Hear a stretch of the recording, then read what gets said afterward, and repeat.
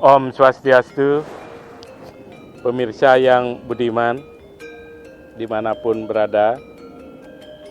Pada kesempatan ini, kita akan membahas terkait dengan keberadaan Soroh di desa adat. Soroh, seperti kita ketahui bersama, itu umumnya diartikan, terutama di Bali, adalah merupakan pengelompokan keluarga-keluarga berdasarkan kesamaan darah keturunan. Jadi, warga yang mempunyai darah keturunan yang sama ada dalam satu Soroh, kemudian darah keturunan yang sama lagi, ada kelompok satu lagi, juga Soroh, dan Soroh-Soroh yang lainnya. Kita di Bali mengenal puluhan Soroh yang ada. Dan belakangan ini eksistensi dari Soroh-Soroh tersebut semakin nyata, semakin ditingkatkan oleh masing-masing Soroh tersebut. Kita mengenal ada Soroh Pasek, ada Soroh Pande, ada Soroh Pulesari, ada Soroh Kayu Selam, dan Soroh-Soroh lain lagi. Banyak sekali. Dan belakangan banyak lagi yang mengupdate Soroh-Sorohnya tersebut. Termasuk ada Soroh Gajah Pare dan lain-lainnya. Nah, Soroh-Soroh ini kita sekarang ya memang secara umum Kramo Bali sudah mengetahui Sorohnya. Jadi Soroh apa mereka?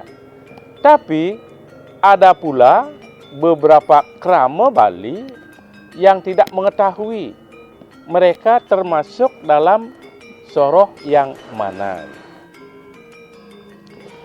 Jangankan mereka tahu kawitannya itu, jadi yang tingkatan di setingkat ibu bapak mungkin persis tahu. Kemudian tingkat kakek nenek mungkin tahu. Kemudian di tingkat kumpi ini mungkin juga tahu. Tapi begitu menginjak ke lapisan yang berikutnya, apakah itu yang namanya kelab, kelampiung, canggah, wareng, dan di atasnya lagi kerepek gitu, itu mungkin mereka tidak tahu. Jadi walaupun kadang-kadang mereka tahu kawitannya saja, tapi kan ada yang terputus di tengah-tengah ini. Kalau dari bapak ibu sampai ke kawin itu kan sudah ratusan generasi itu. Ratusan generasi mungkin yang diketahui ya seperti yang kami sampaikan tadi sampai lapisan ketiga atau keempat. Kemudian lapisan berikutnya apakah yang ke-8, ke-9, 10 dan seterusnya sudah luput dari ingatan kita. Nah, untuk mengatasi hal ini biasanya orang-orang tua kita memang sangat telaten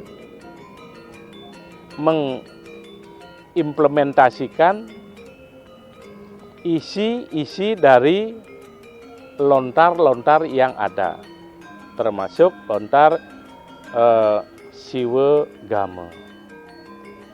Jadi di lontar ini ada disebutkan agar jangan nanti generasi berikutnya lupa pada kawitannya, pada sorohnya, itu diatur melalui pembangunan tempat-tempat pemujaan leluhur. Yaitu pertama itu adalah mendirikan yang namanya Merajan Kemulan Taksu. Merajan Kemulan Taksu ini didirikan oleh satu keluarga inti. Keluarga inti maksudnya bapak, ibu, dan anak. Nah, kemudian apabila di pekarangan itu yang satu angkul-angkul, satu pemesu, itu lebih dari satu keluarga inti, tidak usah membuat Merajan Kemulan lagi. Cukup yang sudah ada satu itu dipakai bersama. Dan di adat itu biasanya yang kena misalnya kewajiban itu adalah hanya keluarga pengarep, satu orang saja yang kena. Atau ada juga desa-desa adat yang menghitungnya bukan berdasarkan karang atau pemesunya itu, tapi berdasarkan jumlah kakak. Berapapun ada kakak di keluarga itu mempunyai kewajiban sewungkul atau satu penuh. Ini tergantung kesepakatan di desa adatnya masing-masing.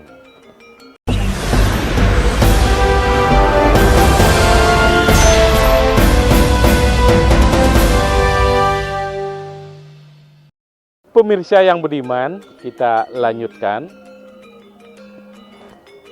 Tadi satu keluarga inti mendirikan Merajan Kemulan Taksu. Berikutnya, apabila keluarga tersebut keluar dari pekarangan yang telah dihuninya terdahulu, kemudian membuat pekarangan baru lagi di luar pekarangan yang tadi, artinya ngarangin karang baru, mereka membuat lagi yang namanya Merajan Kemulan Taksu lagi membuat itu di luar.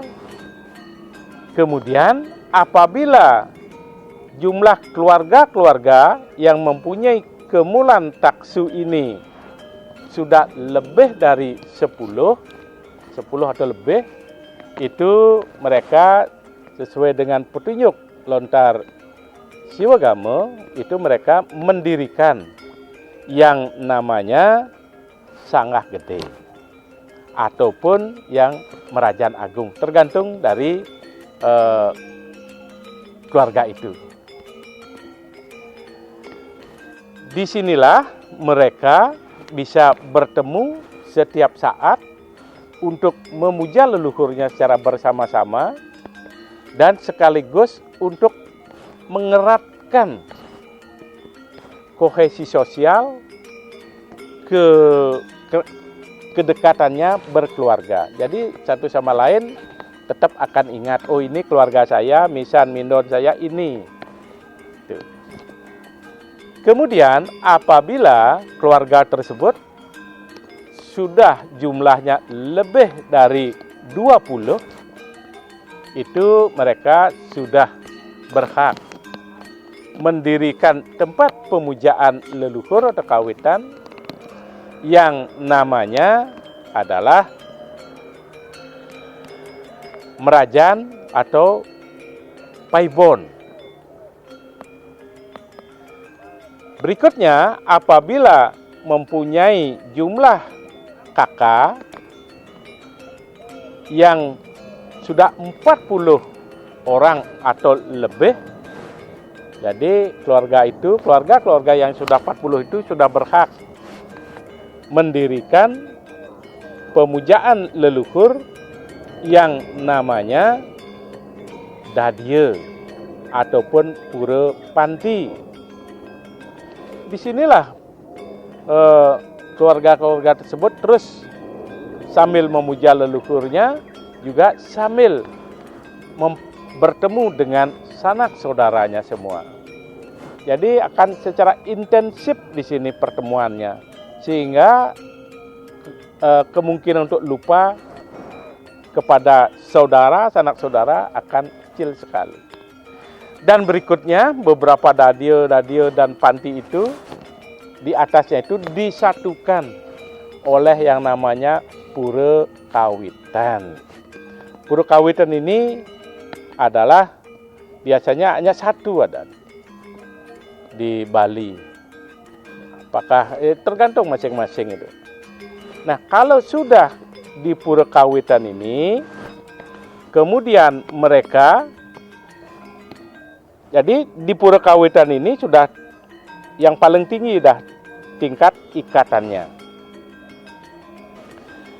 Di pura kawitan inilah mereka bisa bersatu, bisa saling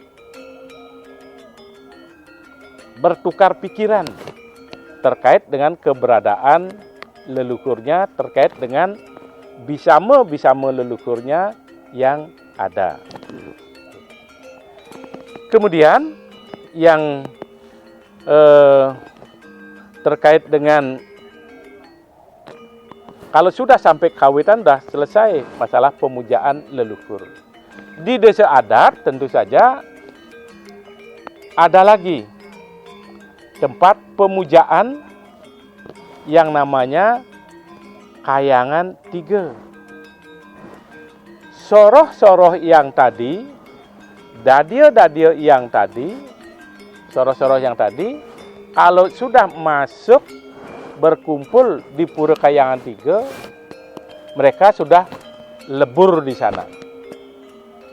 Lebur di sana artinya mereka sudah masuk dalam entitas satu desa adat di sana. Kemudian di desa-desa adat itu memang soroh-soroh ini memegang peranan yang sangat penting. Ada desa adat yang sudah mengatur sejak awal, terutama desa adat tua misalnya, itu kepengurusannya ada yang namanya Kubayan Kiwe, Kubayan Tengen gitu. Jadi di sana memang sudah diatur soroh A di Kubayan Kiwe sampai keturunannya. Kubayan Tengen adalah dari soroh B sampai keturunannya. Itu diatur sedemikian. Ada pula desa adat yang mengatur belakangan ini adalah yang menjadi bendesa prajuru desa adat di desa adatnya masing-masing itu sudah diatur. Soroh A menjadi bendesa, soroh B menjadi petajoh, soroh C menjadi penyarekan, soroh D menjadi petengan. Ini diatur sedemikian rupa. Jadi soroh-soroh ini memang erat sekali dengan keberadaan desa-desa adat di Bali.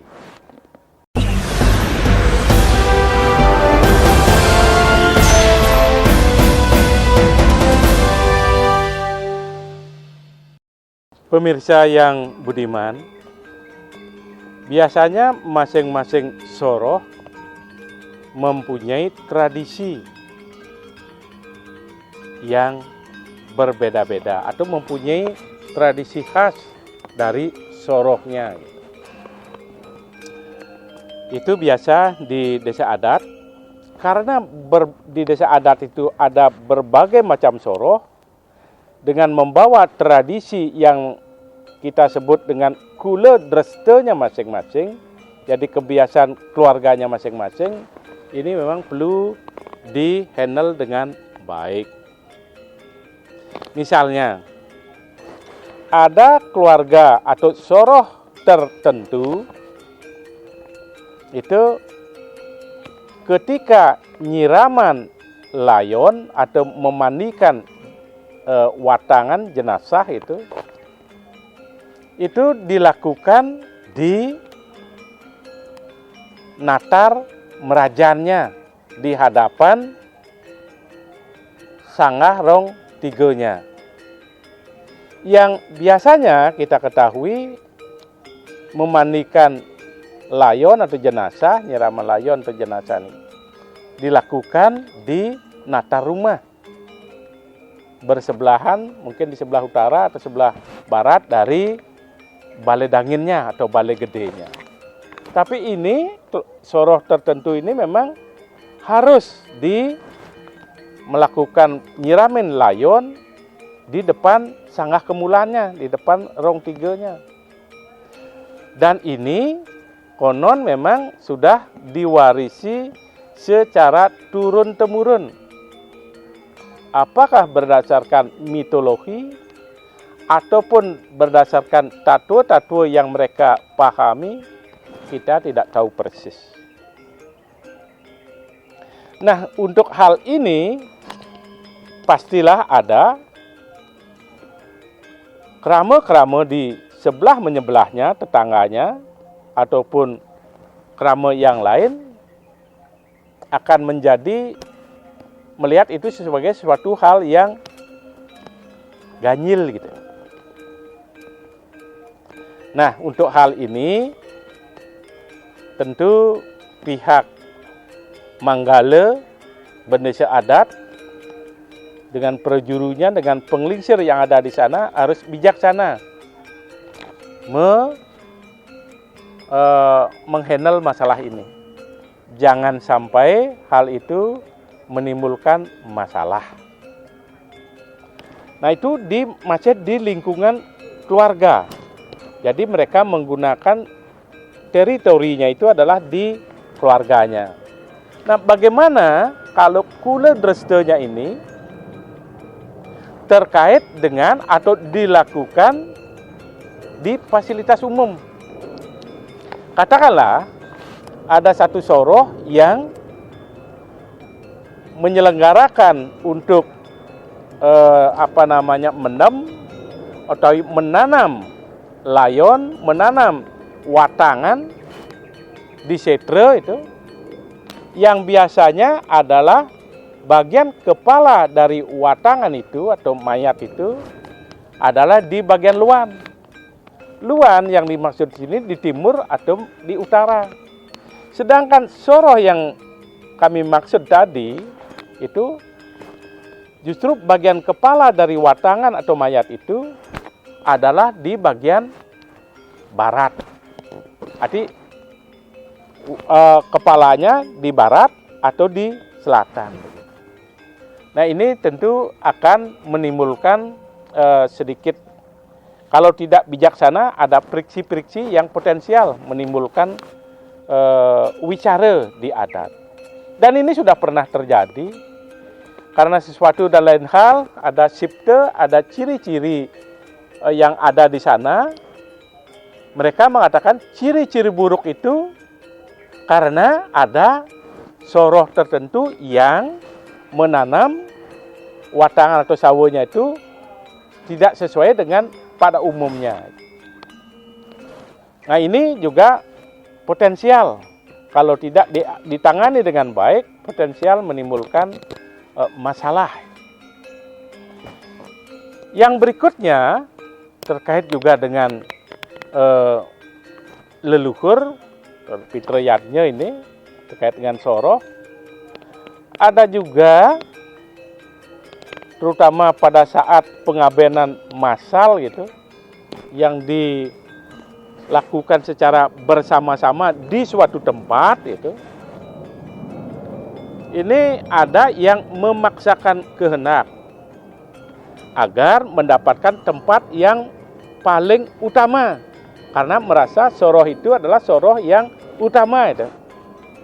Yang utama dimaksud di sini tentu saja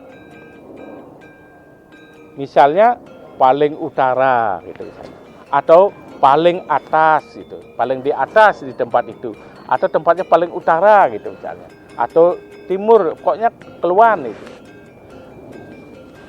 Kalau ini tidak ada toleransi yang tinggi itu, tidak ada saling mau mengalah, tentu yadnya, pitra yadnya yang dibangun itu akan menjadi nirguna. Jadi tidak ada manfaatnya, karena kelancubin oleh manah dan rahayu. Jadi yadnya itu akhirnya menjadi berkurang maknanya. Itu beberapa hal pemirsa yang budiman yang dapat kami sampaikan terkait dengan soroh atau keberadaan soroh di desa-desa adat.